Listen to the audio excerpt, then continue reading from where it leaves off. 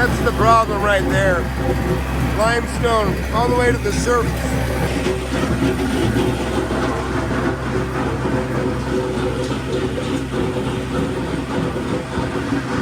So I don't want to pass on a teachable moment. Let's talk about septic systems being transferred over to sewer systems.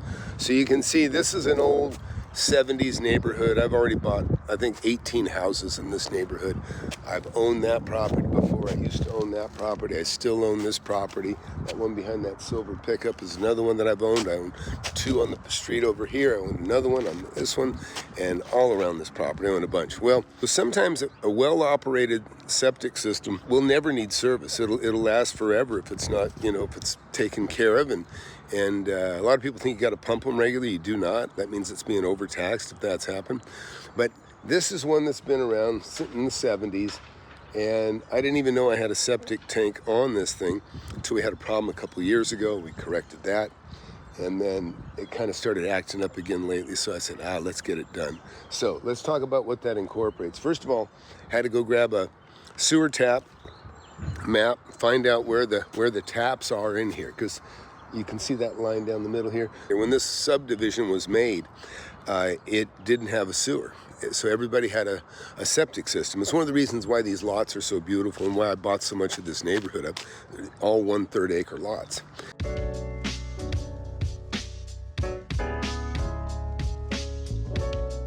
As a result, they need a bigger lot so they can facilitate the septic system, right? Because you have a septic field for a septic system. When they fail, what you got to do is you have to cut off the septic tank, and I'm going to take you back there where that is.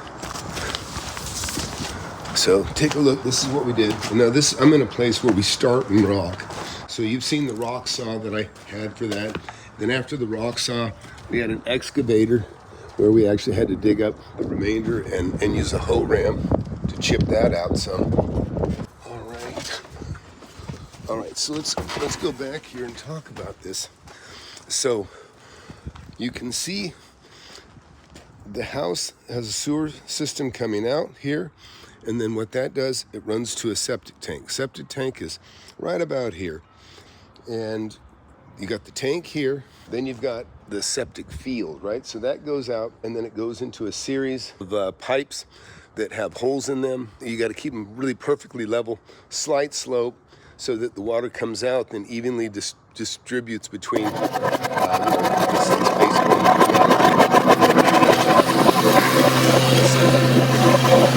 I've been taking care of this place for many, many years. Well, now, since we're going to get rid of that and we're going to go straight to the sewer, we no longer need that. So what that means is we have to cut a line here.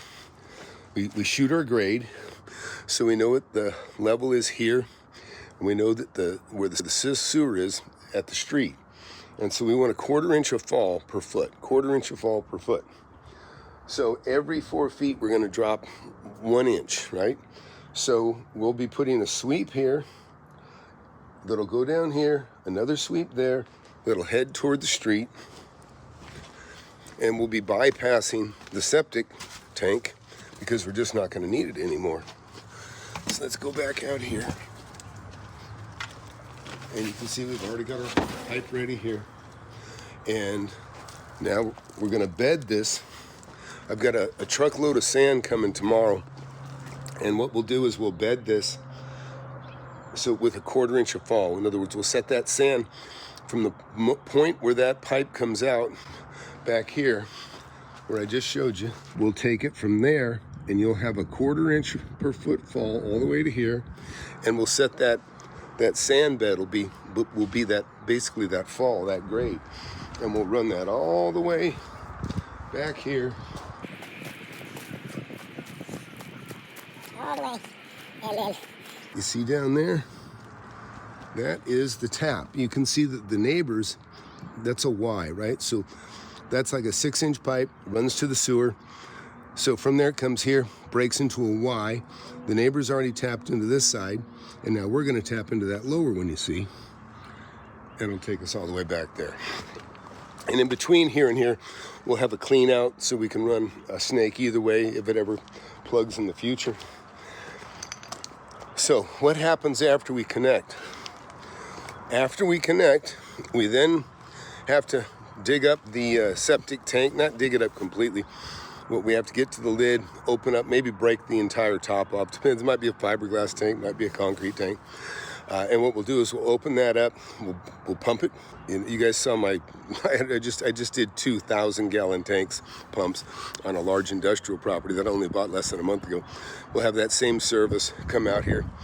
They'll suck that tank dry. It's probably only a 500 to 700 gallon tank here.